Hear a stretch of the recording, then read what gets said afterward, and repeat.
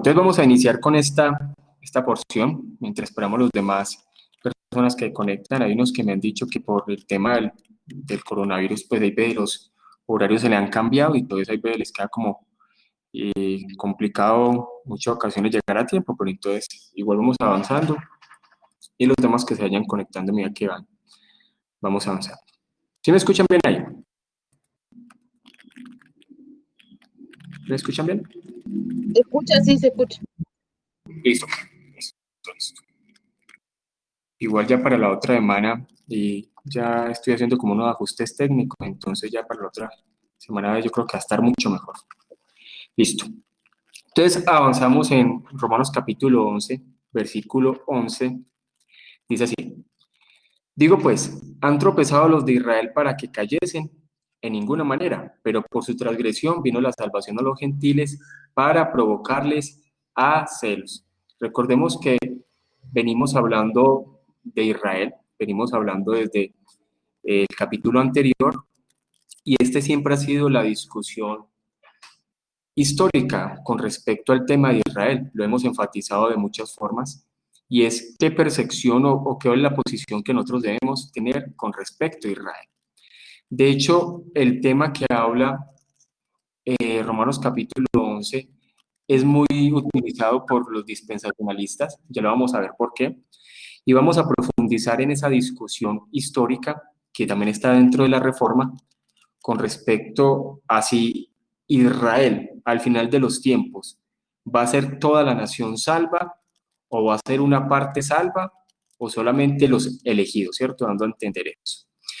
Estos versículos que vamos a ver a continuación han dado para mucho debate. De hecho hay varias posiciones con respecto a estos versículos y la idea es analizarlo el día de hoy. Entonces se inicia con esta parte y la pregunta que hace Pablo es: ¿ha tropezado Israel para que cayesen? Y él dice: en ninguna manera. Mejor dicho, lo que Pablo está diciendo quiere decir que Israel ya no hace parte del pueblo de Dios, o mejor dicho, Dios rechazó por completo a Israel. Si Dios hubiera rechazado por completo a Israel, realmente Israel desaparecería, ¿cierto?, de la historia. O mejor dicho, Dios mismo haría que los judíos desaparecieran, como en muchas ocasiones se ha intentado hacer a lo largo de la historia, pero vemos que a pesar de la rebeldía del pueblo judío, de la constante apostasía, a pesar de los juicios tan fuertes que Dios ha traído sobre los judíos, teniendo también presente lo del año 70, aún el cautiverio en Babilonia, Dios siempre ha tenido misericordia de los judíos. Y hasta el día de hoy todavía sigue salvando personas. Quiere decir que realmente Dios no rechazó por completo a los judíos. No los rechazó ni los está rechazando en este tiempo. Todavía sigue salvando personas dentro de los judíos. Y entonces dice: de ninguna manera. Pero por su transgresión vino la salvación a los gentiles para provocarlos a celos. Aquí sí tenemos que tener cuidado con respecto a esto, interpretar esta parte. Por eso yo siempre les he dicho la importancia de profundizar sobre la teología pactual. Sabemos que antes de la venida de nuestro Señor Jesús, la salvación solamente era exclusiva para dentro de Israel, ¿cierto? Desde Abraham hacia adelante, ¿cierto? Era exclusiva solamente para de los que estaban dentro de Israel. Ahora, sabemos que después de la venida de nuestro Señor Jesús, se reveló ese gran misterio escondido por generaciones, que era que tanto los gentiles como los judíos, Dios formaría su pueblo de todas las naciones, tanto de gentiles como judíos. Entonces, es claro que por la transgresión de Israel, soberana, providencialmente Dios tenía determinados los tiempos en ese momento donde Israel cometió el crimen más grande de la humanidad, que es haber entregado a la segunda persona de la Trinidad, al Mesías, en su labor mesiánica, 100% Dios, 100% hombre. En esa transgresión, por haber entregado al Mesías, sabemos que sobre Israel vino un juicio, que fue lo que sucedió en el año 70, y por tal motivo ese juicio por haber entregado al Mesías, no haber reconocido el tiempo de su visita, es que desde ahí en adelante se empieza a predicar el Evangelio a todas las naciones, pero era algo que Dios ya tenía determinado. Y entonces es claro que tengamos esto aquí presente, que por la transgresión de Israel, las naciones fueron enriquecidas. Antes de la venida de nuestro Señor Jesús, no había salvación para las naciones aparte del pueblo judío. Eso también ha sido un dilema y es una pregunta que siempre se ha hecho. Bueno, entonces, en el Antiguo Testamento quiere decir que muchas personas iban directamente al infierno. Sí, claro, y bastantes. Solamente existía salvación aún dentro del pueblo de Israel y eso que no todos los israelitas eran realmente salvos. Solamente un remanente dentro del pueblo de Israel en el Antiguo Testamento fue salvo. Los demás iban directamente al infierno. Entonces sabemos que después de la venida de nuestro Señor Jesús se predica el Evangelio a todas las naciones, ya sabemos que el reino de Dios se empieza a extender por todo el planeta Tierra y Dios empieza a formar su pueblo de todas las naciones. Entonces, por la transgresión del pueblo judío vino la salvación a los gentiles. Y esta salvación también debe llevar a celo a los judíos. ¿Por qué? Porque ellos creían que solamente era exclusiva de ellos. Y si alguien quería ser salvo, tendría que convertir en judío. Y eso también fue uno de los primeros debates en la historia de la iglesia. Vemos que fue en Hechos capítulo 15 que tanto hemos hablado de ese debate, si realmente los gentiles tenían que judaizar, pero sabemos que era Dios formando un pueblo de todas las naciones sin ningún, digamos, un pueblo de todas las naciones sin ninguna exclusividad étnica. Por eso la iglesia es diferente a la forma como vivían los judíos. Y como lo hemos también estudiado, era también algo que al inicio que se fue expandiendo el evangelio chocaba o era un debate porque los judíos decían, bueno, pero entonces, ¿por qué si la salvación está para los gentiles? Entonces los gentiles háganse judíos. Y vemos que muchos, hasta Pedro cayó en eso y Pablo reprendió a Pedro por eso. Los gentiles también preguntaban, bueno, si nosotros creemos en el Mesías judío, ¿por qué nosotros no tenemos que vivir como los judíos?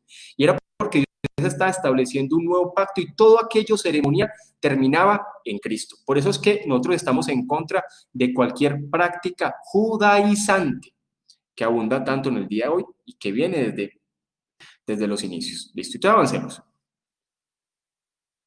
Estaba haciendo una recapitulación de los puntos fuertes que hemos estado hablando en estos capítulos anteriores. Entonces dice así, el apóstol Pablo habla ahora según esta diferencia, porque aunque los judíos en su mayoría se horrorizasen de Cristo, de tal modo que casi toda la nación mostraba esta perversidad, encontrándose muy pocos en el buen camino, se pregunta si todo el pueblo judío veía en Cristo un obstáculo irremediable y no existía para él esperanza alguna de arrepentimiento y enmienda.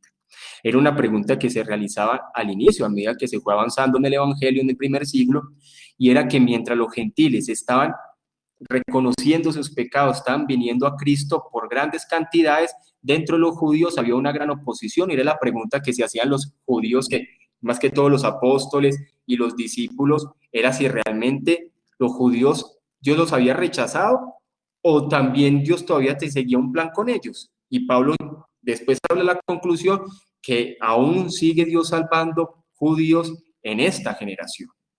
Recordemos lo siguiente, que cuando nuestro Señor Jesús murió, ¿cierto? Y resucitó, solamente estaban en el aposento alto 120 personas. Nuestro Señor Jesús ya había hablado de esa manera, que el reino de los cielos, ¿cierto? Que el reino de Dios iniciaría como una pequeña semillita y se iría expandiendo. Eran muy poquitas personas, uno diría, pero las multitudes que atrajo nuestro Señor Jesús, sí, pero cuando usted analiza los evangelios, realmente las personas seguían a nuestro Señor Jesús, también eran por sus milagros, por muchas cosas, hasta el punto que él mismo se encargaba de espantarlos. Pero los que están en el aposento alto nomás eran 120 personas. Después de esos 120 personas fueron los primeros misioneros que empezaron a predicar por todos lados. Esas 120 personas eran judíos, pero de ahí en adelante el evangelio empezó a extenderse por todos lados y un gran número de gentiles empezaron a reconocer a Jesús como el Mesías. Mientras los judíos empezaron siempre a mostrar obstáculos. Entonces dice así, el apóstol niega con razón que no es preciso desesperar acerca de la salvación de los judíos o creer que sean rechazados por Dios hasta el punto de que jamás puedan restablecerse o que la alianza contraída con Dios, con ellos sea abolida, puesto que la simiente de la bendición se encuentra siempre en esta nación. Y Dios no ha rechazado a Israel. Sigue siendo una nación más entre todas, donde Dios sigue salvando personas y donde Dios sigue teniendo misericordia y donde cada día o cada mes que pasa o cada año muchas personas también vienen a Cristo. Por eso sabemos que también hay personas que están trabajando fuertemente dentro de Israel, predicando el Evangelio. Entonces, mire cómo sigue diciendo Pablo aquí con respecto a esto. Y si su transgresión es la riqueza del mundo y su defección la riqueza de los gentiles, cuánto más su plena restauración. Este versículo es el que ha llevado a muchos predicadores a decir que Pablo estaba profetizando que en algún momento todo el pueblo judío sería restaurado o que en algún momento los gentiles llegarían en masa como una especie de un gran avivamiento dentro del pueblo judío al final de los tiempos. Esa posición también está dentro de algunos reformados, ¿cierto? Dentro de la reforma, de algunos consideran eso. De hecho, hay muchos postmilenialistas que consideran que al final de los tiempos un gran número de judíos va a existir como un avivamiento de judíos que van a llegar a los pies de Cristo, van a reconocer a Cristo como su Salvador. Sabemos que en este momento no podemos decir que hay un avivamiento.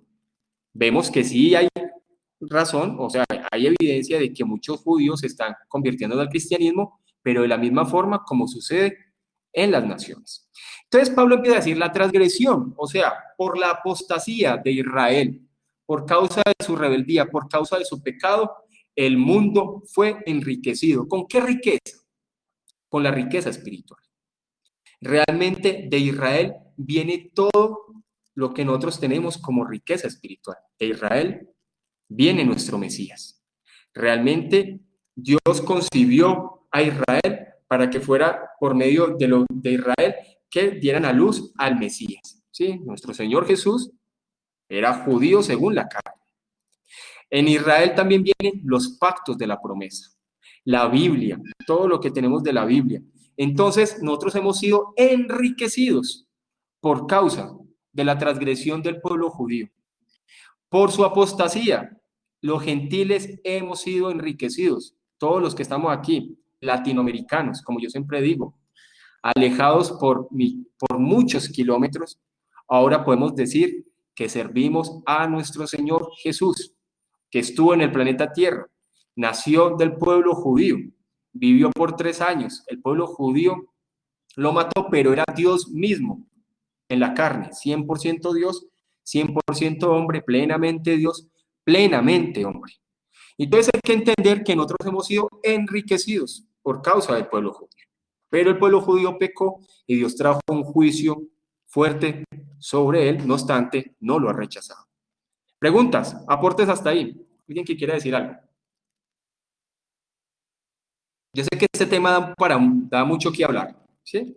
Entonces, la idea es que las preguntas que tengan, las cosas que quieran aportar, también las pueden hacer. ¿Sí? Ahí mientras el hermanito Juan va escribiendo.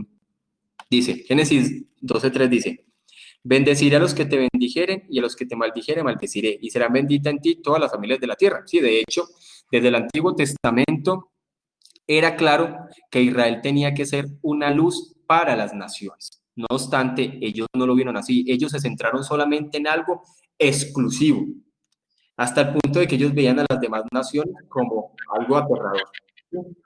Hola, Mariana, tiempo sin verla. ¿Cómo vamos? Ay, perdón, no había tenido tiempo, pastor, pero ya estoy por aquí otra vez, gracias. Sí. ¿Cómo va por allá la situación? Pues sí está muy crítico, sobre todo yo vivo aquí en Cuernavaca, Morelos, en México, y pues este estado sí está todavía sigue en semáforo rojo, porque pues obviamente aquí muy poco se guardó la cuarentena, entonces pues sí, no ha habido el debido cuidado por parte de las personas, nadie ha dejado de trabajar, entonces pues sí, estamos muy saturados en los hospitales con muchos enfermos, sí está crítico todavía por aquí, la verdad que sí, pero pues yo guardada también. Sí. Final oramos porque yo creo que toda Latinoamérica también está así por muchos lados. Ahora sí, Marian, pregunta o aporte.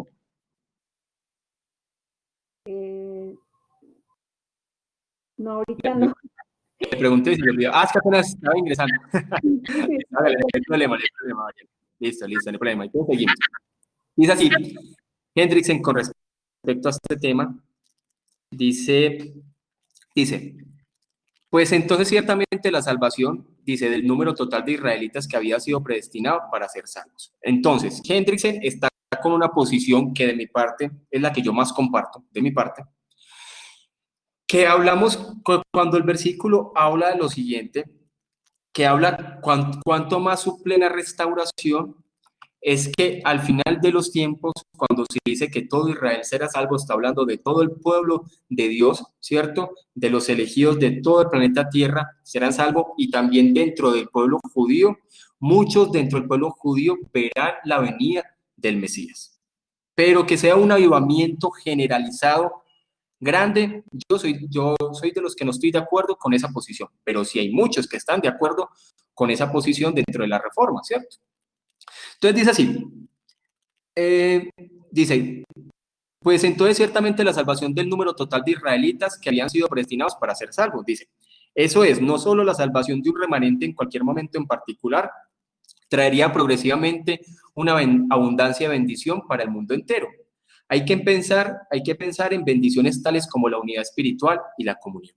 La cooperación para dar ayuda al enfermo y al necesitado, ofrecer un testimonio evangélico fuerte, unido ante el mundo. ¿Sí? Dice, imagínense que ese era en el día final de la historia, poder mirar hacia atrás y ver todas esas bendiciones. Entonces, no solamente bendiciones espirituales, sino también todo lo que trae la palabra y todas las enseñanzas que la palabra trae. Realmente hemos sido enriquecidos por medio de los judíos. Cuando uno mira, por ejemplo, los derechos humanos, los que son realmente derechos humanos, hoy se exigen derechos que no son derechos humanos, ¿cierto? Todos tienen su base en la Biblia. De hecho, cuando se vino a quitar por completo la esclavitud, tenían como base la palabra. La lucha contra el racismo tenía como base la palabra. La mayoría de los avances en muchas cosas en Europa surgieron digámoslo así, de los movimientos también de las iglesias reformadas y puritanas. Entonces, la palabra ha traído una gran riqueza a las naciones, y por todo lo que los judíos, de lo que está solamente para los judíos, realmente las naciones han sido enriquecidas. Cuando miramos lo que sucede con respecto a la bondad, actos de justicia, cuando vemos en ciertas naciones ciertas cosas que solamente tienen apreciación de la palabra, es porque muchas de esas personas han sido formados en estos temas bíblicos. Entonces la Biblia ha traído riqueza para las naciones y eso no lo podemos desconocer. Digamos con el versículo 13. Dice, porque a vosotros hablo, gentiles. O sea, gentiles son todos aquellos que no son judíos. Dice Pablo, por cuanto yo soy apóstol a los gentiles, honro mi ministerio. Es claro que estaban los 12 apóstoles y Pablo tenía un ministerio en particular, y es que su ministerio se dedicaba por completo a los gentiles, a las personas que no eran judías. No obstante, él también más adelante va a decir que él también buscaba ocasión cuando visitaba o viajaba por diferentes lugares, predicarle primero a los judíos y después se iba a los gentiles. Pero él sabía que él había sido elegido por Jesús para que fuera apóstol y para que predicara el evangelio a los gentiles. No quiere decir que los otros apóstoles no lo hicieran, sino que los otros apóstoles estaban más centrados dentro de Israel, pero vemos que después de todo esto que sucedió en el año 70, los apóstoles también salieron por diferentes lugares, y sabemos en la historia que muchos de ellos murieron alejados de Israel y predicando en otros lugares fuera de Israel. Pero Pablo tenía un ministerio desde el inicio enfocado solamente a los gentiles. Entonces Pablo le está diciendo, así como los judíos se desviaron por su orgullo, ahora los gentiles no se pueden enorgullecer y empezarse a creer mejor que los judíos, porque eso ya sería el otro extremo. Porque ya muchos gentiles dirían, listo, entonces ya Israel fue una pecadora, Israel fue aborrecida por Dios, ahora nosotros somos los que mandamos en este momento, ¿no? Pablo le está diciendo, tengan mucho cuidado con esa posición, porque nosotros no podemos enorgullecernos, no podemos irnos a los dos extremos que se presentan en este tiempo, ni creer que un tipo de idolatría por Israel, ni tampoco un tipo de antisemitismo, ir en contra de Israel. Nosotros tenemos que tener una posición equilibrada, porque dentro de la historia de la iglesia también hay muchas personas que han tenido una posición antisemita y han rechazado a los judíos por completo, ¿no? Y Pablo lo que está diciendo aquí, nosotros como gentiles no tenemos por qué enorgullecernos. ¿Listo? ¿Alguien quiere hacer un aporte? Hoy están callados. Si quieren decir algo adicional, hacer una pregunta, lo que quieran. Dice así, el apóstol dice así a los paganos: como soy ordenado especialmente apóstol vuestro, y debo con cariño y gran solicitud ocuparme de vuestra salvación, cuya misión se me ha encomendado, ocupándome por completo en eso y dejando todo lo demás atrás. Procuraré, sin embargo, cumplir fielmente con mi deber, buscando ganar para Cristo a algunos de mi nación. Y tal cosa redundará para gloria en mi ministerio y hasta para vuestro provecho y avance. Entonces Pablo estaba diciendo lo siguiente, y es que a pesar de que él estaba dedicado a los gentiles, él también buscaba oportunidad para predicarle a los judíos. De hecho, lo vemos. De hecho, nosotros vemos en el libro de Hechos que cada vez que Pablo llegaba a una región, primero predicaba a los judíos. ¿Por qué? Porque sabemos que habían muchos judíos que estaban en otros lugares fuera de Israel y ellos mismos habían establecido su sinagoga. Y en esa sinagoga y en ciertos lugares donde Pablo viajaba, por lo general siempre había judíos. Y él siempre se iba primero a predicar a los judíos. Cuando veía que había un rechazo a los judíos, él directamente se iba a predicarle a los gentiles. Pero era como un modus operandi de Pablo. Cuando usted lee el libro de Hechos, usted ve que Pablo actuaba así. Cada vez que llegaba a un lugar, primero le predicaba a los judíos. Hasta que los judíos lo rechazaban, algunos se convertían e inmediatamente él se iba a predicarle a los gentiles. Ariana dice, la posición de Sujel Michelén es que cuando los de Israel se arrepienten pasan a ser parte de la iglesia, ¿cierto? Sí. De hecho, la posición de Sujel Michelén es muy de acuerdo con la posición que yo tengo. De hecho, cuando ustedes ven un sermón que tiene Sujel Michelén sobre Romanos 11 y más sobre el versículo que vamos a ver mucho más adelante que dice, y todo Israel será salvo, él también entiende como ese todo Israel, como todo el pueblo de Dios, como el Israel espiritual es el que va a ser salvo. No está hablando de un Israel físico. Dice, él decía al judío primero y también al griego. Sí, Pablo siempre tenía un modus operandi y era que se iba directamente primero a los judíos y después a los gentiles. Marian, ¿iba a preguntar algo? Es entonces lo que hacía Pablo cuando fue a la iglesia de Galacia. Que se sí, realmente siempre hacía lo mismo en cada lugar donde iba. Ajá. Ok, gracias. Por ejemplo, lo que dice Ariana es una pregunta interesante. Recordemos que ese tema lo hemos hablado en varias ocasiones. Hay que tener cuidado con los dos extremos. Hay algo que llama, ¿cierto?, la teoría del reemplazo, ya lo hemos hablado, ¿cierto?, que es creer que la iglesia reemplazó a Israel, ¿sí? Y el otro extremo es el dispensacionalismo, ¿sí? Creer que hay un plan diferente para la iglesia y para Israel. Esos dos extremos también están dentro de la reforma de hoy. De hecho, como yo lo digo, estamos viendo un movimiento de muchos reformados dispensacionalistas, y entonces hay muchos que creen reformados, pues porque uno de los predicadores más famosos de ese tiempo es dispensacionalista, y entonces el movimiento realmente reformado dispensacionalista, que era raro años anteriores, hoy en día pareciera como si fuera común. Pero entonces creen que hay un plan aparte para Israel y un plan aparte para la iglesia.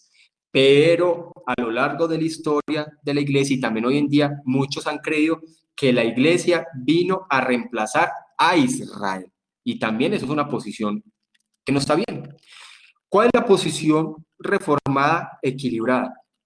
Y es que Dios está formando un pueblo tanto de judíos como de gentiles. Y la iglesia no vino a reemplazar a Israel. Ni tampoco hay un plan aparte para la iglesia y para Israel. Dios está formando un solo pueblo de judíos y gentiles, y cuando hablamos de ese Israel espiritual es que estamos hablando que Dios está formando un pueblo de judíos y de gentiles. Pero entonces hay que tener cuidado con esos dos extremos, ¿sí?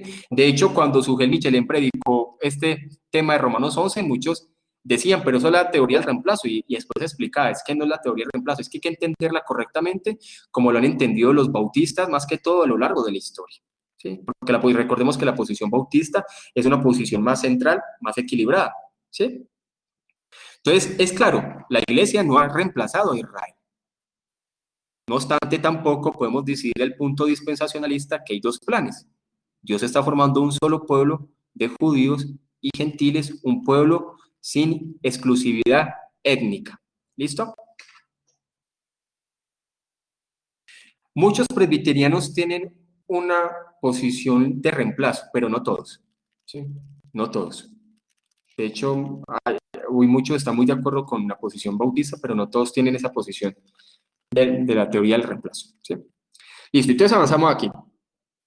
Dice así, todo cuanto sirviese para ennoblecer o exaltar el ministerio de San Pablo era útil a los paganos, puesto que su salvación era el objeto y el fin, mejor dicho. Pablo también, aunque él sabía que su ministerio era enfocado solamente a los gentiles, él también buscaba oportunidad cuando se daba para predicarle a los judíos. Y sabemos que Pablo era una persona pero muy preparada.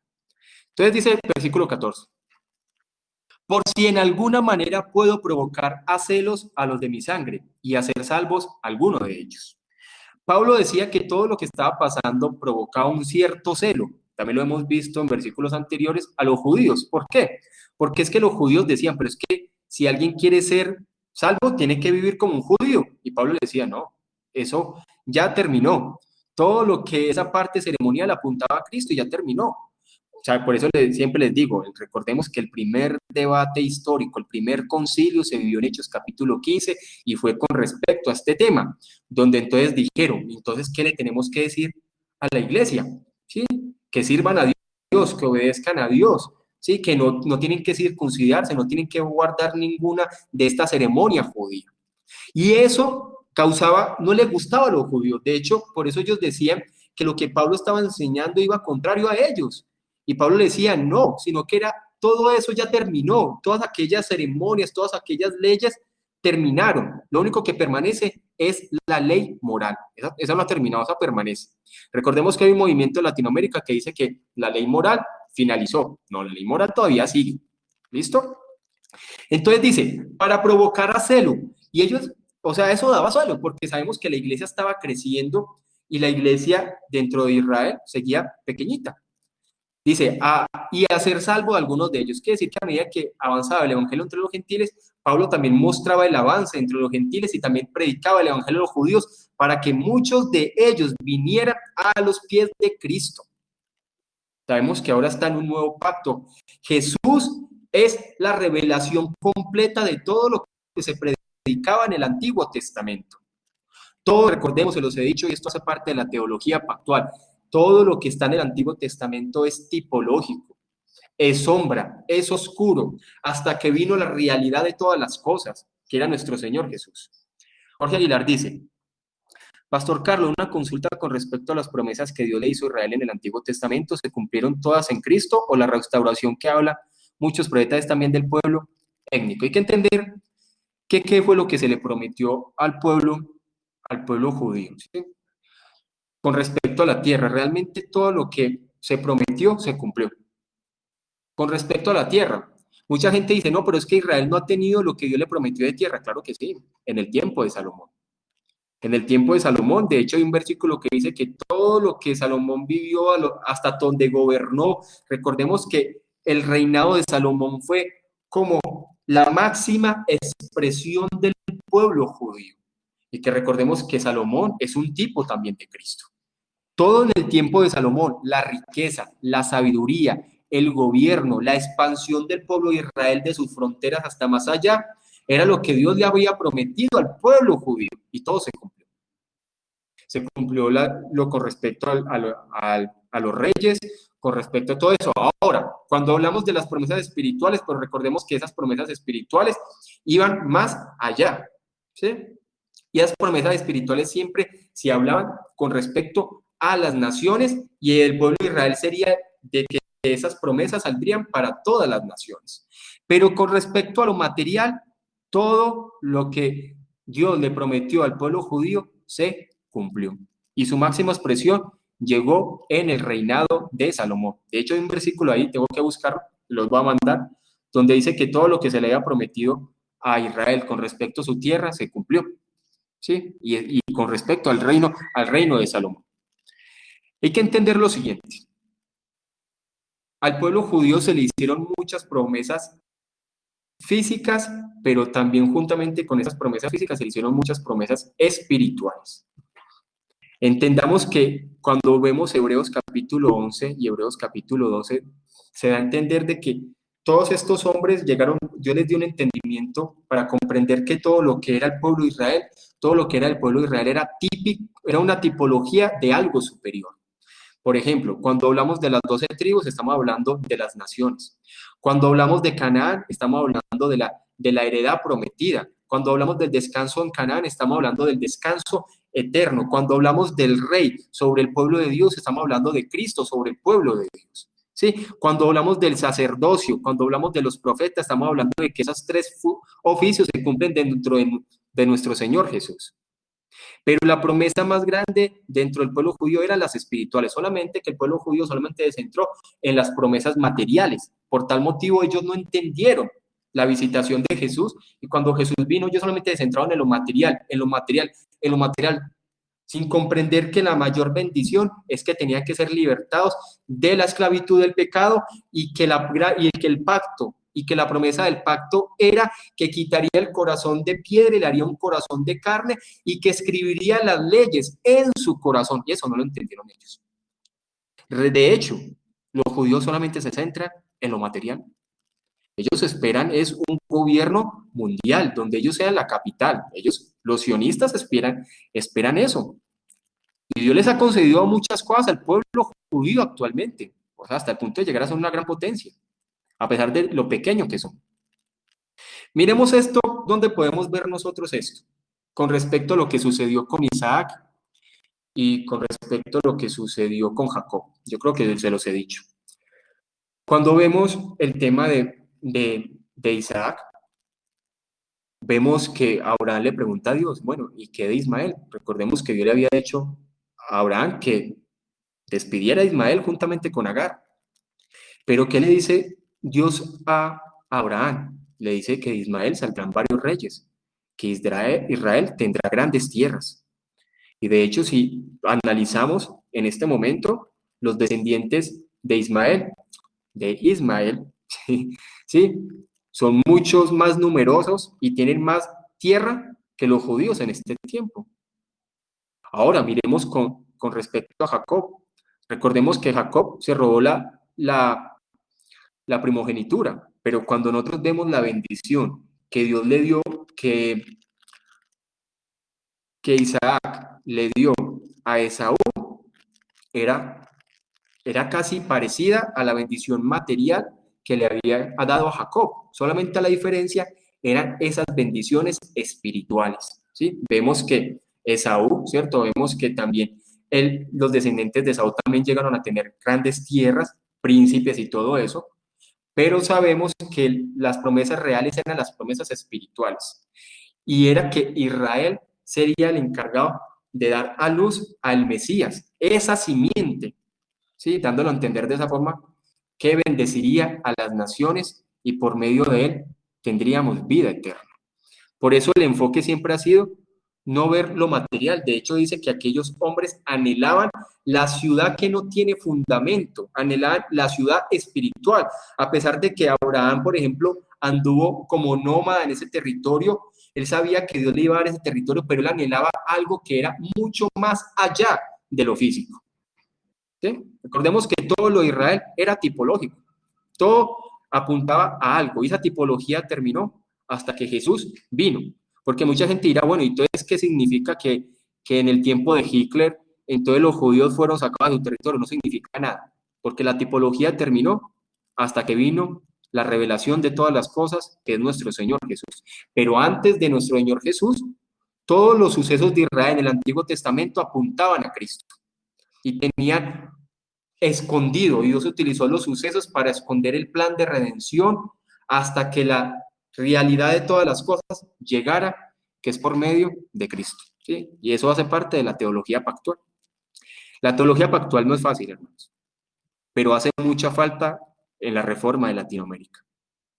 De hecho, Charles Spurgeon era el que decía, el que comprende con claridad la gracia y la ley ha dominado la teología. No es fácil, pero hay que estudiarlo. Y es así. Dice, por si en alguna manera puede provocar a celos de mi sangre y hacer salvo a alguno de ellos. ¿Listo? Avanzamos. Dice así, el apóstol se siente entusiasta respecto a su ministerio a los gentiles y da prestigio al mismo. Una de las razones para ello es que él espera ser un instrumento en las manos de Dios para el cumplimiento del propósito de Dios mencionado en el versículo 11, a saber, promover la salvación de los gentiles para hacer así que Israel se sienta envidioso con miras a su salvación. No se trata, sin embargo, de que la conversión de los israelitas es la única meta de la actividad misionera de Pablo entre los gentiles. Para el apóstol, la empresa misionera entre los gentiles, para la gloria de Dios, es también un fin en sí mismo. Dice, no obstante, en el contexto que nos ocupa Pablo, indica que su ministerio a los gentiles no está en conflicto con la salvación de sus compatriotas, sino a favor de ellos. Quiere decir que Pablo también aprovechaba toda ocasión para predicarle a los judíos, porque él sabía que los judíos no habían sido rechazados. Y por tal motivo, la predicación de él a los judíos también estaba muy de acorde con la predicación de él a los gentiles. Entonces hay que entender ahí lo que Pablo nos va enseñando. Salmo 118, ¿a qué salvación? Lo tendría que colocar. ¿Exactamente qué versículos? Exactamente qué versículos sería. Dice, el Salmo 118, Salmo 118, ¿a qué salvación se refiere? Le tocaría que lo colocara. ¿Listo? Preguntas, aportes. Que me hablo muy rápido, entonces me van las palabras. Dice, porque si su exclusión es la reconciliación del mundo, ¿qué será su admisión sino vida entre los muertos? Este es otro versículo que dice, listo, entonces va a haber un momento donde todo Israel va a ser aceptado. Ya hemos hablado de esas posiciones. Entonces dice así, porque su exclusión, ¿exclusión de qué? No está hablando de rechazo, no está hablando de que se aparte por completo, sino que está hablando de que ya la salvación no es exclusiva para los judíos. El antiguo pacto finalizó y por tal motivo ahora se da apertura al nuevo pacto. ¿Sí? Recordemos que se había profetizado que el antiguo pacto finalizaría y siempre los profetas hablaban de un mejor pacto, de que este pacto se había quebrantado y vendría un pacto mejor. ¿Sí? Habla de uno anterior y habla de uno nuevo, habla de uno primero y uno segundo. Entonces es claro que ese antiguo pacto finalizó. Y siempre, por ejemplo, Hebreos hace la comparación entre lo que es el monte Horeb y lo que es el monte de Sión. El monte Horeb habla de la ley, de aquella salvación por obras que para el hombre es imposible, mientras que el monte Sión habla de la salvación por medio de creer. Mientras el monte Horeb dice, haz esto y vivirás. Recordemos que era, cuando uno mira todos los libros, toda esa parte de Deuteronomio, Levítico, siempre es, haz esto y vivirás. Haz esto y vivirás. Mientras en el nuevo pacto es, cree y vivirás. Pero nosotros no producimos esa fe. Esa fe es un don de Dios. Pero recordemos que el antiguo es, haz esto y vivirás. Mientras que el nuevo pacto es, cree y vivirás. Entonces dice, ¿qué será de su admisión sino vida de entre los muertos? Dando a entender Pablo que si su rechazo, si su apostasía trajo bendición para las naciones, ¿qué será también de su admisión? No será un problema, porque los judíos los gentiles veían como un problema que también se le diera importancia a los judíos. Y Pablo está diciendo, no, si su rechazo fue para bendición, su admisión será para mayor bendición. Dando a entender que Dios no los ha rechazado, también los acepta. Y ahora Dios forma un pueblo de regenerados de todas las naciones.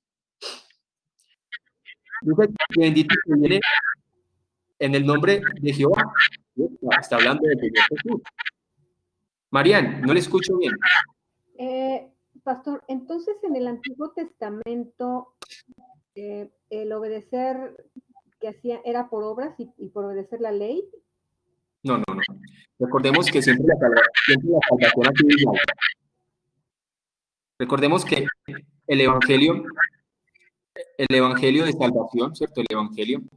El pacto de gracia siempre se ha predicado igual, ¿cierto? O sea, siempre ha sido igual, por fe, por gracia y por Cristo. Siempre ha sido igual, por fe, por gracia y por Cristo. Ahora, que recordemos que eso solamente es posible porque Dios obra en las personas. ¿Qué quiere decir? Que aquellas personas donde Dios no ha obrado van a tratar de conseguir una salvación por obras, pero para él va a ser imposible. Por eso es que vemos más adelante que Pablo le dice a los propios judíos, ustedes son descendientes de Agar, ustedes no son descendientes de Isaac, algo así le está diciendo, porque ellos siguen viviendo por obras, porque toda la humanidad vive por obras, e intenta conseguir las cosas por sus obras y para él es imposible, solamente es posible por medio de la fe. Hermanos, denme un momentico.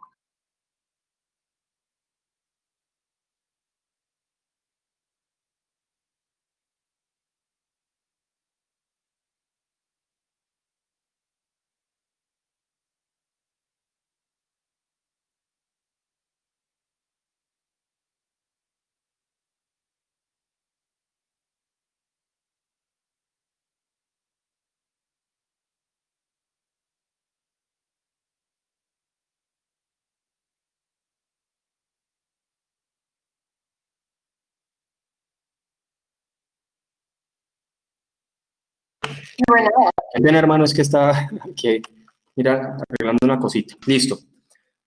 Ahora, hay que entender lo siguiente. Recordemos que la salvación siempre ha sido igual. Nunca ha existido salvación por obras. Para el hombre es imposible salvarse por las obras. Si Adán, que tenía una santidad perfecta, pecó y para él fue imposible las obras, nunca ningún hombre se ha salvado por obras. Recordemos que el único que sí pudo cumplir ese pacto de obras fue nuestro Señor Jesucristo. Y la salvación de nosotros está basada en lo que Jesús, nuestro Señor Jesús hizo. Él sí vino a cumplir lo que Adán no pudo, por eso se llama el segundo Adán. Nuestro Señor Jesús sí vino a cumplir todos los requisitos de este pacto de obras. Cumplió todas las exigencias divinas y nuestra salvación por gracia está basada en el cumplimiento de las exigencias divinas. ¿Qué quiere decir? Que cuando nuestro Señor Jesús vino a pactar formalmente este pacto, también fue retroactivo para las personas del Antiguo Testamento. ¿Sí? Hay que entenderlo de esa forma. ¿Por qué? Porque es que aquí es donde está la gran diferencia que nosotros tenemos con los presbiterianos. Porque es que los presbiterianos hablan de administraciones, que él dice que los pactos son diferentes administraciones de la gracia. Nosotros sabemos que el pacto formalmente se vino a pactar con nuestro Señor Jesús. Las personas en el Antiguo Testamento con fe fueron recibidos y Dios igualmente obró en ellos un nuevo nacimiento, el Espíritu Santo también tomaba posesión de ellos, pero el pacto formalmente se vino a pactar cuando nuestro Señor Jesús vino y fue un pacto que se hizo la transacción con sangre. Y por tal motivo fue retroactivo para todas las personas del Antiguo Testamento, pero nunca ha existido una salvación diferente. Siempre ha sido por fe, por gracia y por Cristo. De hecho, Abel fue salvado y justificado por medio de la fe. Y todos los santos en el Antiguo Testamento fueron justificados por medio de la fe. Ninguna persona ha sido salva por obras. ¿Listo? ¿Y eso es ahí? Gracias, pastor. Sí, listo. Igual, como yo les digo, este tema de la teología pactual es complicadito, por ahí lo vamos profundizando poco a poco. Poco a poco. ¿Quién más tiene preguntas? ¿Algún aporte? Gustavo. Carlos, buenas noches. Un saludo para todos. ¿Cómo va? Bien, gracias. Carlos, yo tengo dos preguntas. Voy a retroceder un poquitico, pero voy a una segunda pregunta más con lo que viene con el tema de Israel. La primera, hablando de la ley moral. Cuando en Mateo 22, señor. Muy importante esa pregunta.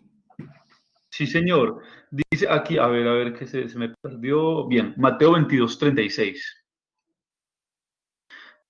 Maestro, ¿cuál es el gran mandamiento en la ley? Jesús le dijo, amarás al Señor tu Dios con todo tu corazón y con toda tu alma y con toda tu mente. Este es el primer y grande mandamiento y bueno, sabemos lo que sigue. Esta exposición que hace Jesús, ¿qué es? Pareciera una pregunta básica, es decir, ¿es un resumen de la ley moral? ¿Es un agregado? ¿Es un reemplazo de la ley moral? ¿O es simplemente una síntesis? ¿Cómo podemos tomar eso? Hay que entender algo, mire. Hay que entender que está buena la pregunta porque hoy hay un movimiento, ¿cierto? Y yo trato de ser muy enfático con eso y de hecho yo hablo mucho sobre ese tema que llama Teología Nuevo Pacto. Hay muchas cosas que me preocupa la Teología Nuevo Pacto. ¿Por qué? Porque ellos dicen que la ley moral ya finalizó y que ahora lo que está vigente es la ley de Cristo.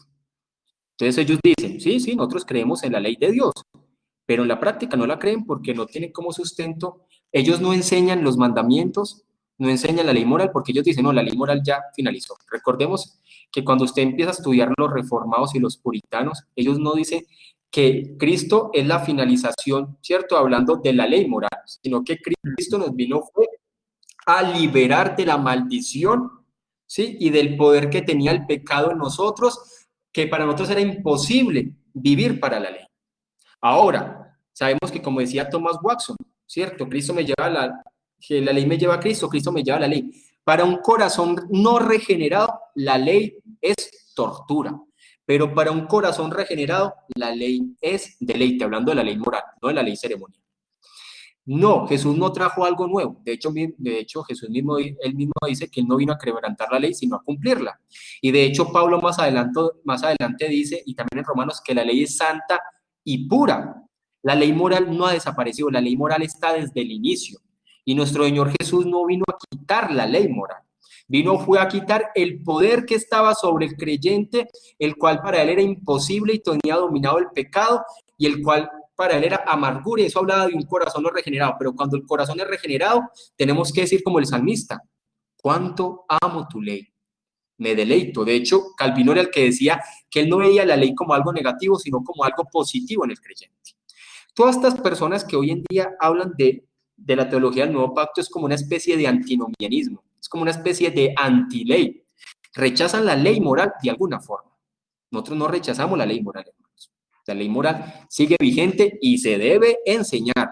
Ahora, nosotros no podemos ser moralistas, porque si nosotros solamente enseñamos la ley, pero no lo llevamos a Cristo, no estamos haciendo nada. Para el hombre es imposible cumplir la ley. No obstante, sabemos que el creyente tiene que ir a Cristo. Es a través de un corazón regenerado.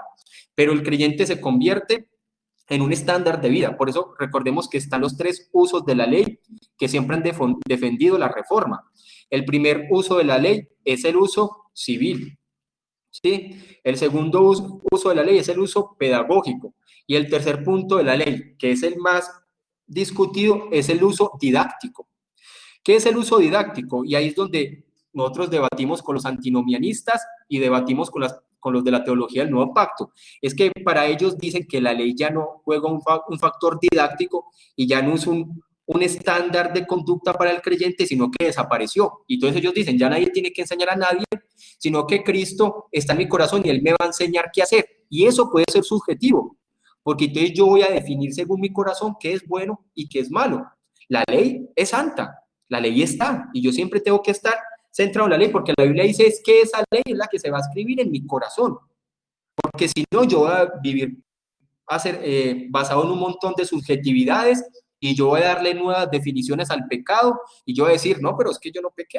Eso, o sea, Dios es el que me enseña y yo no me siento confrontado, porque es que así pasa y eso lleva al antinomianismo, que las personas le dan a dar nuevas definiciones a las cosas. La ley nunca ha desaparecido, hermanos. La ley sigue vigente, la ley moral, no la ley ceremonial. ¿Listo? ¿Carlos está ahí? Sí, sin embargo, bueno, sí, y sin embargo, obviamente ahí en Mateo 22, el pasaje que estábamos citando, Jesús claramente hace una alusión y una invitación al cumplimiento de la ley, no al olvido, ¿cierto? Pareciera que lo que hace es, ¿qué digo yo? Una invitación, exposición a una motivación distinta, ¿cierto? No como una imposición, no como una carga, ¿cierto? O sea, hay que entender que para un corazón no regenerado, la ley es una tortura. Pero para el corazón regenerado, la ley es un deleite. O sea, el libro de los Salmos que en diferentes lugares, personas que escribieron los Salmos se deleitaban y decían, la ley es mi delicia. Me contemplo en la ley de Dios, es porque es la obediencia a Dios. Solamente que la ley no se puede convertir en un fin para la salvación. Nosotros no somos salvos por la ley. Nosotros somos salvos por gracia. Ahí es donde yo vuelvo a enfatizar. No podemos confundir justificación con santificación. En la justificación, la ley y la gracia son opuestas, porque es que yo no soy salvo por obras. Pero en la santificación, la gracia y la ley hace parte de la devoción cristiana. Yo no soy salvo por la ley, yo no soy salvo por las obras, yo soy salvo por gracia. No obstante, yo no puedo confundir justificación con santificación. Por eso es que muchas personas que viven una vida antinomianista siempre están postergando su santificación. Porque ellos dicen, no, pero yo soy un débil pecador, o sea, Jesús sabe.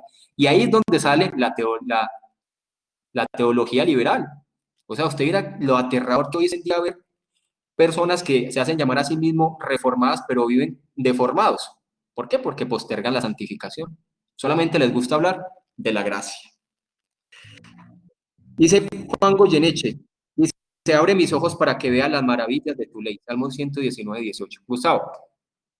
Sí, no, muy bien, Carlos. La primera, muchas gracias. Y la segunda, hablamos de que Israel pasa a ser una nación tan semejante como Colombia, Estados Unidos, X. ¿Qué hace que aún todavía, y hablemos, ¿no?, de todos los tiempos, pero hablemos pues después de Cristo, que Israel siga siendo casi que el tierra, y Jerusalén siga siendo como el centro de la discusión política del planeta, de los países? Jerusalén sigue siendo como el meollo de las peleas, de las guerras, de las diferencias, que sigue haciendo que Israel todavía siga pareciendo ser el centro del mundo, si se quiere, si podemos utilizar esta expresión, los judíos, la persecución, los judíos, y demás. Pero no necesariamente. Recordemos que, de hecho, en la historia, los judíos se fueron sacados de su tierra por bastante tiempo, ¿cierto? Hasta más o menos como 75 años que podemos volver a decir que Israel entró en escena, ¿cierto? De hecho, Israel solamente lleva como nación como 75 años, me parece, no más. Entonces, no podemos decir que es históricamente, o sea, entró en escena hace 75 años, ¿cierto? Que ha evolucionado y ha crecido y eso ha llegado a ser una potencia, una cosa impresionante, sí. Pero centro del debate, no. De pronto las discusiones están más basadas en que Israel quiere disputar unos terrenos, juntamente unos terrenos que las Naciones Unidas tienen protegidos, que están en disputa. Pero además que también obviamente genera escozor, siempre hay, y más porque hay constantes digamos así, enfrentamiento de Israel con sus vecinos. De hecho, en estos días también sucedió lo mismo, que mandan cohetes y todo eso. Pero pues en este momento que yo diga que Israel está en el centro de la discusión, ¿no? Porque además, bueno, lo que pasa es que no es de desconocer que junto con la Iglesia de Cristo, no sé si existe otro grupo, además de la Iglesia, de la persecución de la Iglesia, otro grupo, no sé llamarlo como otro pueblo, otro, no sé, otro grupo que sea tan perseguido en las naciones como los judíos. Ah, claro. Acerca de los, por ejemplo, no existe otro, ni siquiera los musulmanes, por ejemplo, ¿cierto? No, junto con la Iglesia yo creo que es el grupo más perseguido y bueno, y por esta misma razón, ellos ahí repartidos en todo el mundo han sido perseguidos.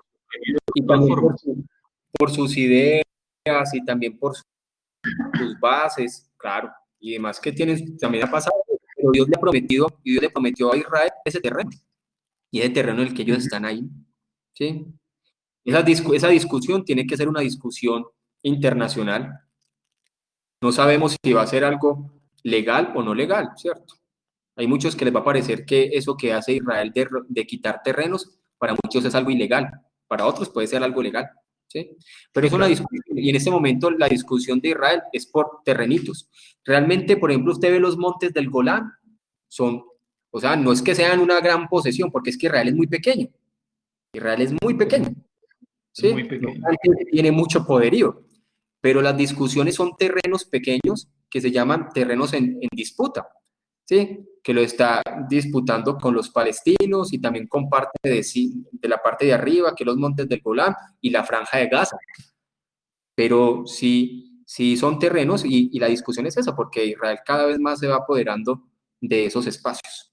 Y bueno, y solamente termino con esto, que la opresión o la persecución del pueblo judío no solamente ha sido en Israel y por los terrenos, sino que los judíos esparcidos han sido casi tratados, yo qué sé, como una especie de un racismo, un antisemitismo, porque simplemente por ser judío han sido muy perseguidos. Eso tiene una connotación especial, pienso yo. Y eso es históricamente, pues porque también los judíos ellos mismos tienen un lenguaje de exclusividad, y ese lenguaje de exclusividad tampoco le gusta a mucha gente.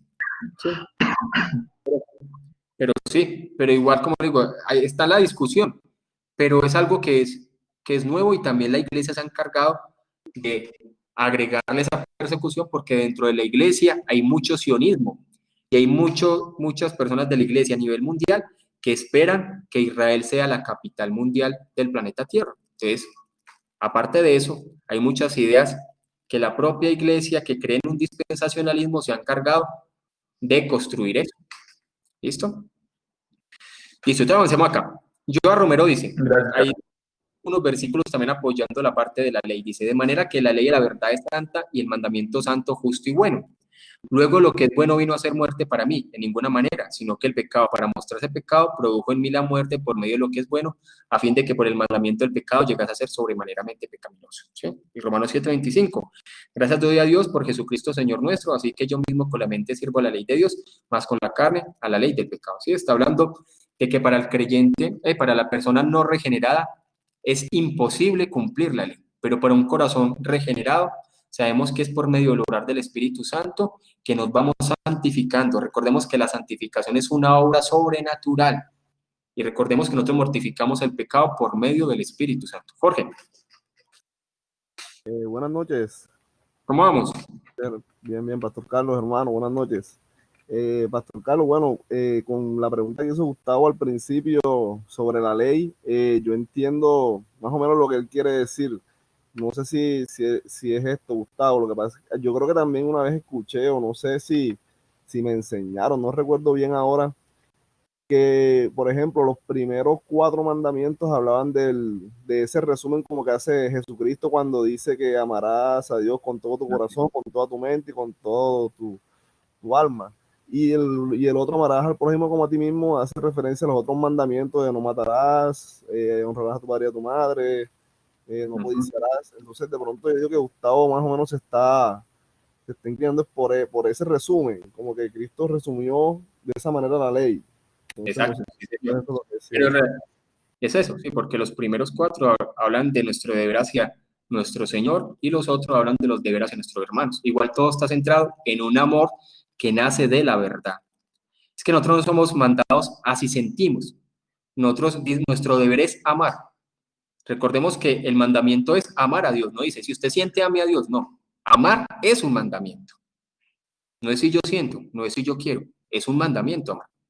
¿Listo? Entonces dice así.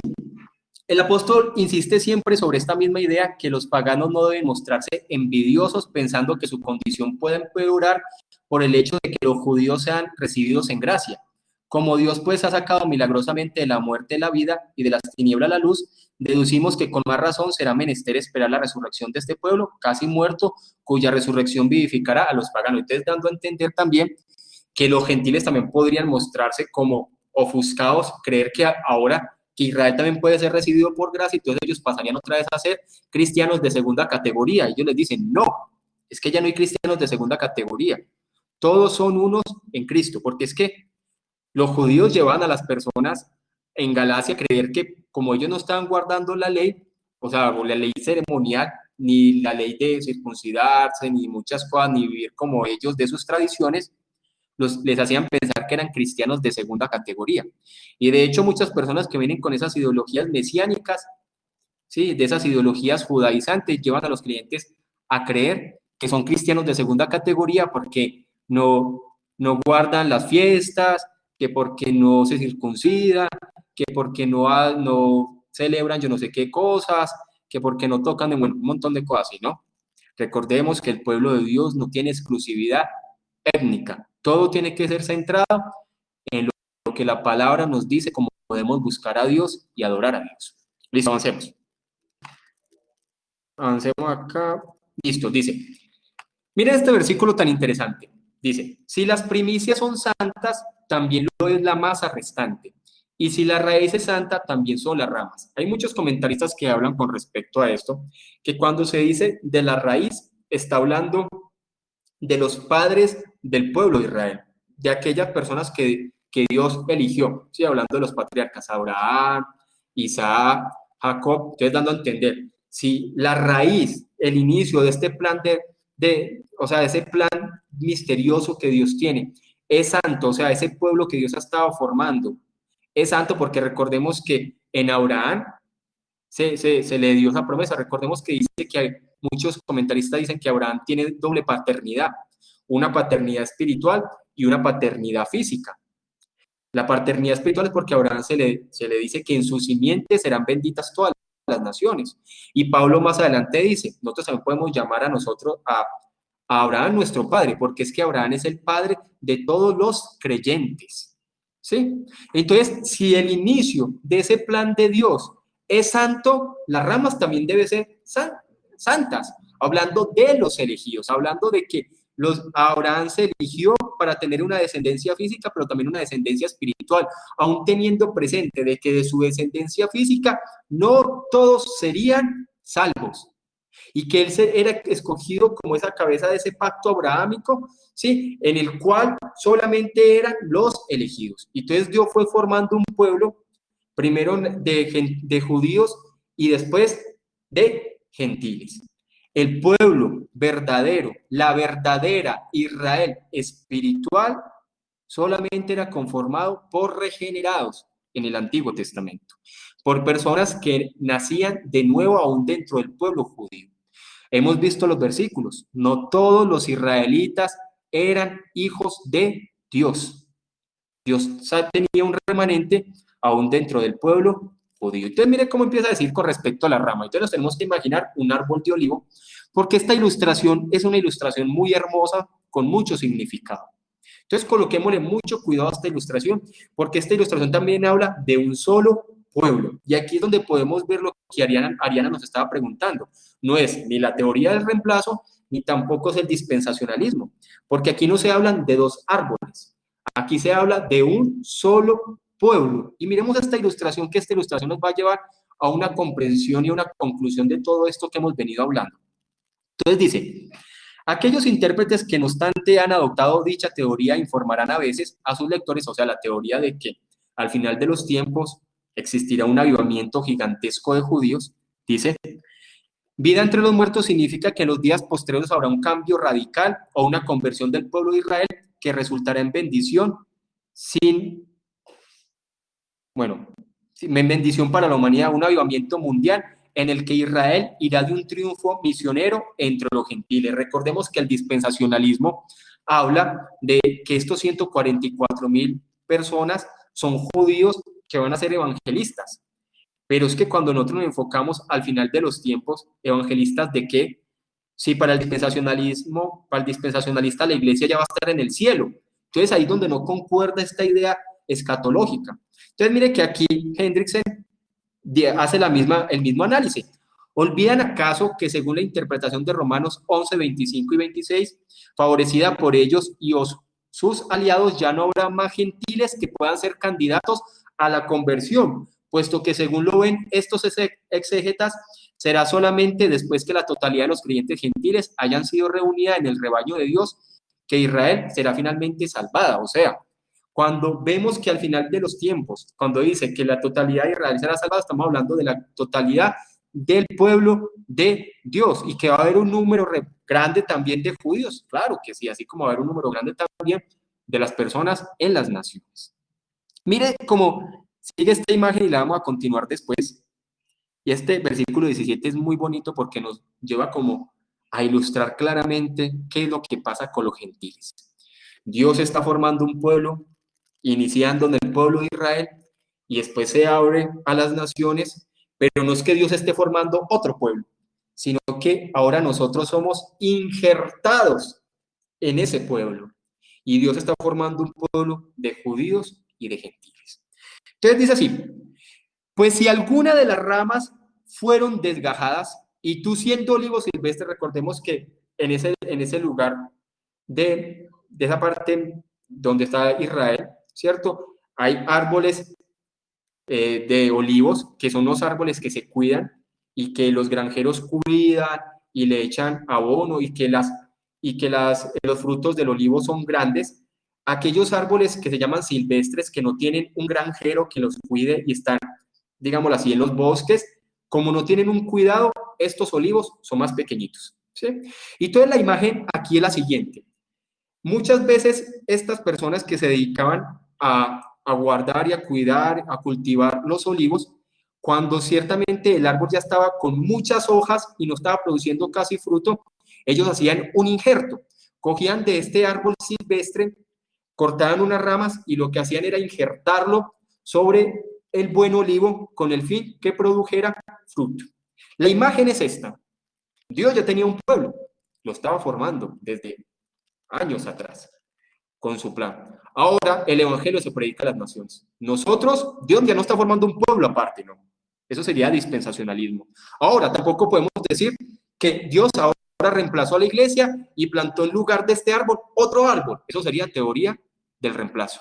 Ahora dice, este árbol que ya Dios tenía formado, que era el pueblo que Dios venía estableciendo desde antes, ahora nosotros, que no teníamos nada que ver, de nosotros no venían ni los pactos ni las promesas, éramos hijos de ira por naturaleza, directamente nos encaminábamos hacia el infierno, no teníamos nada, pero Dios por su misericordia ahora nos injerta. Y somos parte de ese olivo que Dios mismo se encarga de cuidar. Esa ilustración, cuando miramos Romanos 11, es clara. Dios está formando un pueblo.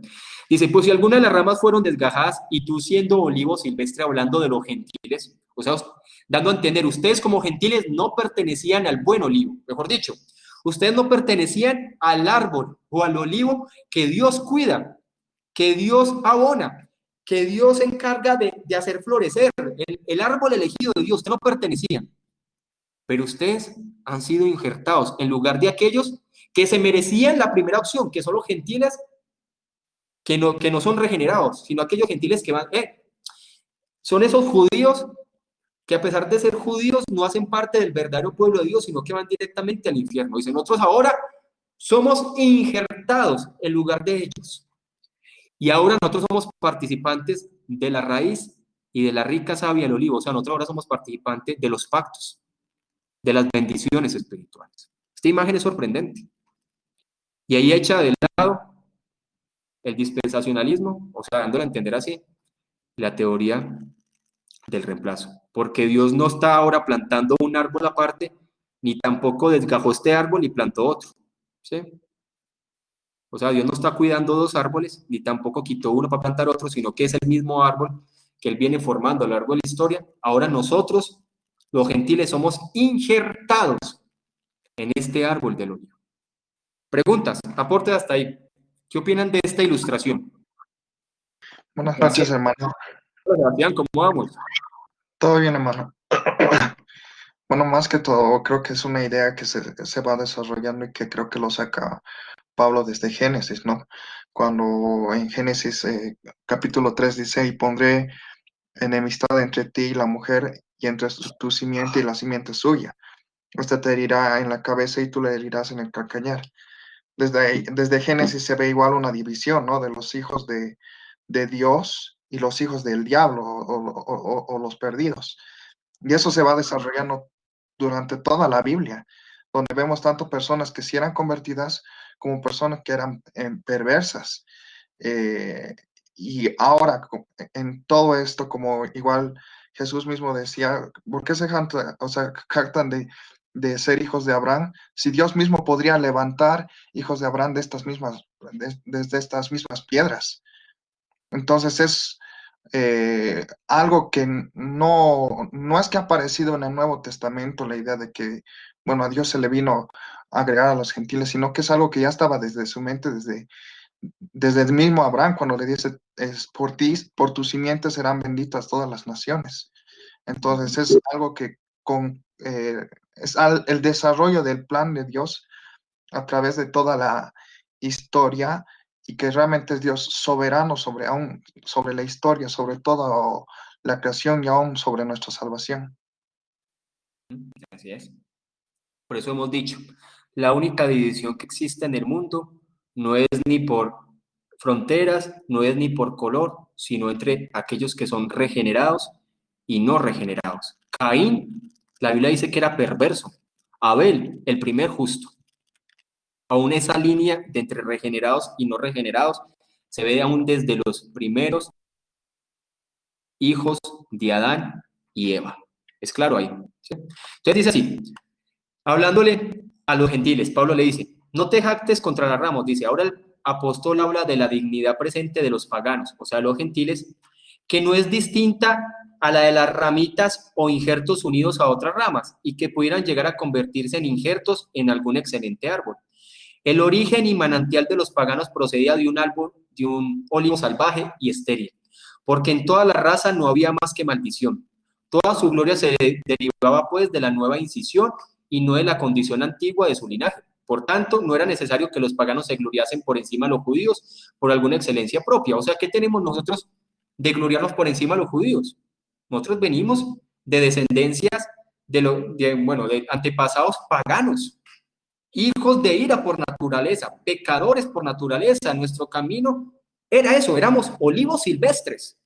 No pertenecíamos al buen olivo. Todos los judíos sí tenían oportunidad de pertenecer a ese pueblo, pero muchos no. Muchos iban directamente al infierno, otros eran parte del pueblo elegido de Dios. Ahora nosotros somos injertados. Nosotros no pertenecíamos al buen olivo. Somos injertados en ese buen olivo. Entonces no tenemos de qué jactarnos. Ahora, por la misericordia de Dios, se nos ha permitido ser parte de su pueblo y hemos sido adoptados hijos suyos por medio de Jesucristo. ¿Listo? Listo, hermanos. Preguntas hasta ahí antes de que entremos a conversar un poquitico sobre el libro. Preguntas. Sigan invitando personas nuevas a estos estudios también. ¿Sí? Yo sé que perseverar en estos estudios así, versículos por versículo, hay personas que les cuesta, ¿sí? Pero igual hay que motivarlos. Pastor Carlos, Jorge. una pregunta, el olivo, ¿a qué hace referencia? Disculpe. El olivo del aceite, o sea del árbol de olivos. En esa ilustración que hace Pablo, o sea, las ramas... Al pueblo elegido de Dios. Nosotros, pero el olivo viene siendo como tal, o sea, el árbol como tal del olivo, porque dicen que, o sea, había unas ramas que si eran del olivo, que obviamente tendrían que ser los hijos de Israel, ¿sí? O sea, los israelitas como tal, eran ramas, porque ellos dicen que fueron desechados algunos. Entonces, Sí, porque hay unos que tenían la oportunidad principal, pero ellos, a pesar de ser descendientes directos de Abraham, ellos principalmente tenían la oportunidad, era lo que Pablo les decía. Pero ellos, a pesar de ser descendientes de Abraham y a pesar de conocer los pactos, a pesar de conocer la palabra, iban directamente al infierno. Sí, por eso. Entonces, pero el olivo viene siendo entonces esas de Dios o Cristo, que viene siendo como tal el árbol del olivo. Porque el pueblo de Dios. De hecho, mira la ilustración, toda la ilustración está hablando del pueblo de Dios, ¿sí? De aquellos elegidos de Dios. De hecho, usted mira, o sea, ahí habla que nosotros somos injertados en este buen olivo. O sea, nosotros ahora pasamos del reino de las tinieblas al reino de Dios por medio de Cristo Jesús. De hecho, usted mira toda la ilustración completa. Aquí nomás vimos como una parte, pero usted estudia todo Romanos 11 del 17 hacia adelante, que es la ilustración que vamos a estudiar dentro de 8 días, y vamos a profundizar en ella. Empieza a enfatizar en esta ilustración y da a entender que nosotros, cuando llegamos a Cristo, somos transportados o somos hechos parte o injertados al pueblo de Dios. No teníamos por gracia, no por algún mérito. Ok, gracias. Listo. Bueno, listo. Vamos a hablar un poquitico sobre el tema del libro, estos 10 minuticos. Yo creo que el tema del libro, yo sé que hay muchos que no lo han leído, pero el tema es interesante. Estos 10 minuticos para que hablemos un poquito sobre el tema que es este capítulo, habla sobre la libertad religiosa. Es importante entender que se debe buscar la libertad religiosa, es necesaria, pero tener cuidado con el ecumenismo. Lo hablamos creo que hace 8 días también. Es necesario buscar la libertad y que dentro de las naciones a las personas se le dé la libertad de elegir su expresión de fe que quieran. Es la mejor opción, porque cuando a lo largo de la historia la religión viene a unirse con el Estado, es la peor mezcla que puede existir. Cuando la Iglesia, después por allá del siglo V en adelante, se unió con el Estado, se pervirtió completamente. Recordemos que en tiempos del avance de la reforma en Europa, muchos de estos reyes también hicieron como parte del Estado la religión protestante, ¿cierto? El cristianismo. Muchos de ellos eran calvinistas, pero esa unión fue desastrosa. En Inglaterra, en los tiempos de la reina Isabelino, sí. También recordemos que el cristianismo pasó a ser la religión oficial, pero eso fue lo peor. Por eso más adelante aún hasta los propios reformados decían, no, hay que darle libertad, que las personas elijan, porque si nosotros vamos a tratar de obligar a la gente, eso es lo peor, y ahí vinieron guerras, vinieron divisiones. Si ustedes ven esas películas de esas batallas de Escocia, eran por temas de religiosos, por causa de que la religión se había hecho oficial, y hacer la religión mezclada con el Estado es lo peor. Muchos abogaban, no, dice, la religión se tiene que apartar del Estado, hay que entender eso. La iglesia, hay que entender esto, qué pena. La iglesia se debe apartar del Estado. No obstante, la religión nunca se debe apartar de la política. Lo vuelvo a decir. La iglesia se debe apartar del Estado, porque la iglesia y el Estado no pueden estar juntas. Es la peor mezcla que se ha visto a lo largo de la historia. No obstante, jamás la religión debe desaparecer de la política, porque siempre los políticos tienen que defender la verdad y tienen que tener conocimiento de la verdad. Hoy vemos que hay hombres que se paran y tienen conocimientos de la palabra, a defender la vida, a defender lo que Dios ha establecido. Si esos hombres no estuvieran ahí, muchos de nuestros países estarían dominados por la izquierda latinoamericana. O sea, yo estoy en contra de la izquierda latinoamericana. La izquierda latinoamericana es destructiva, porque va en contra de todo lo que ha establecido Dios. Entonces, hay hombres que están centrados en la palabra y defienden la verdad. Entonces, la iglesia y el Estado no deben estar unidas, pero sí hay hombres que deben prepararse para la política, y las iglesias deben preparar hombres para la política con alto conocimiento doctrinal, que no sean ni pastores ni diáconos, sino hombres que se dediquen a ese oficio, porque un pastor en la política, o tarde que temprano, va a ser aterrador. Y hoy en día vemos que la mayoría de los políticos de estos partidos cristianos de Latinoamérica son pastores. Eso es peor, eso es lo peor que puede pasar. Eso tarde que temprano salen cosas muy malas. Sí es bueno que la iglesia prepare hombres en la palabra que se dediquen a la política, eso sí, pero jamás la iglesia debe unirse al Estado. Por tal motivo, lo mejor es la libertad de culto, que las personas eligen, y nosotros dedicarnos a la labor misionera, y las personas que vayan aceptando el mensaje van llegando, pero cuando hay religiones oficiales del Estado, eso es lo peor que puede pasar. Entonces, esta libertad de religión se debe buscar en los gobiernos, ¿sí? Sabemos que hay gobiernos donde no se permite predicar el evangelio. Por ejemplo, el libro habla de un caso de Corea del Norte. De hecho, hay muchos misioneros que están dentro de Corea del Norte. Usted sabe que en Corea del Norte yo creo que es el lugar más peligroso para predicar el evangelio en este tiempo. Allá van matando a las personas, allá las van, mejor dicho, metiendo en cárceles, porque hay lugares donde no se permite. Y por lo general estos gobiernos de izquierda son gobiernos ateos, donde casi el líder o los líderes se convierten en dioses. Son como, ellos dicen que no creen en ningún dios, pero divinizan a sus líderes. Y estos países, por ejemplo, como Corea del Norte, ellos tienen casi divinizado a toda esa familia que ya que está ahí desde hace tiempo. Entonces hay que orar por misioneros, pero también hay que orar para que en estos países se permita la predicación del evangelio. En estos días Will Graham publicó una noticia, no sé qué país fue, que ya se había cancelado aquel edicto donde se permitía matar a los cristianos, no sé qué país fue, pero yo por ahí leí algo. Y hay que orar por eso, hay que orar para que el evangelio avance, pero en aquellos lugares donde no hay libertad y el cristianismo no se puede expresar con libertad, orar para que estas leyes dentro de los gobiernos suavicen y se pueda predicar el evangelio con libertad y se proteja a los misioneros. No sé, ustedes se acuerdan, por ahí Will Graham habló sobre eso, pero no me acuerdo qué país fue. Eso fue en estos días, que ya ese edicto que permitía matar a los cristianos en cierto país fue quitado, pero se me pasó el país. Eso, yo sé que es un país africano. No sé si ustedes se acuerdan. ¿Qué opinan de, no sé si alguien leyó este capítulo que quiera hacer algún aporte?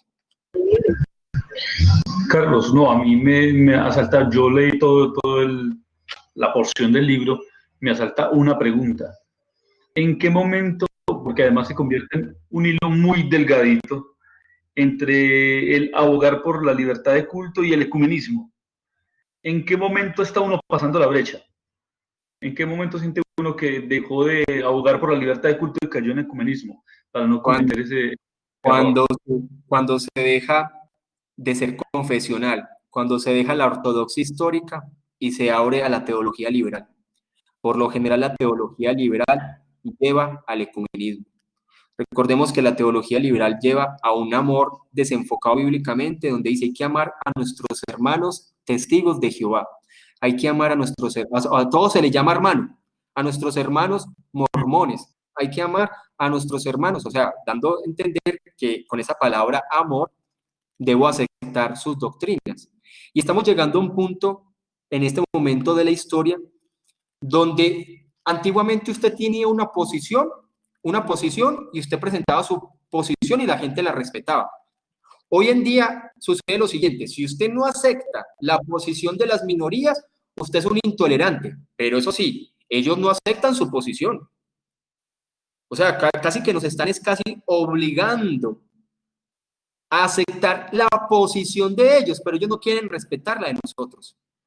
Como yo les había dicho, uno en Facebook dice, yo soy heterosexual, yo protejo la vida, eso casi pareciera como si fuera un insulto. Pero eso sí, ellos pueden decir lo que quieran de la religión y nadie los afecta. O sea, mejor dicho, hoy no se está viviendo una libertad de posiciones o una libertad de pensamiento, lo que quieren es imponernos un pensamiento y una ideología de género. No, eso no puede pasar. Eso lo que nos quieren es imponer. Y ahí de que uno hable en contra de eso, ya queda uno censurado. Ah, terrible. Sí, o sea, estamos viendo, o sea, no respetan la posición de uno, pero eso sí, uno tiene que aceptar la de ellos. Eso es lo que está pasando. ¿Qué es lo que pasa? Que hoy estamos viviendo el tema también del ecumenismo, es algo claro. Los cristianos protestantes están abriendo el ecumenismo. Como les había dicho, es común que dentro de cristianos también pues les da igual visitar al Papa, les da igual cantar con el Papa, les da igual reunirse como se reúnen, el Papa se reúne con los judíos, se reúne con los anglicanos, se reúne con los luteranos, y ya aparecen hasta pastores también reuniéndose ahí, pero todo eso es de la teología liberal.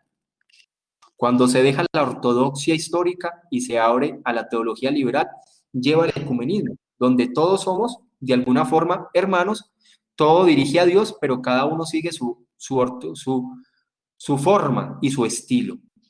Pero puede pasar. Pero como le digo, una cosa es la libertad de culto y otra cosa del ecumenismo. ¿Sí? Mi libertad de culto siempre es llevar que todos expresen su forma religiosa como quieran. Yo me voy a dedicar a mi evangelismo y a mi labor misionera, compartiéndole y mostrando la verdad. Que no me imponga ninguna religión. ¿Sí? Yo voy a predicar y que me den libertad. O sea, es una gran bendición cuando el cristiano tiene libertad.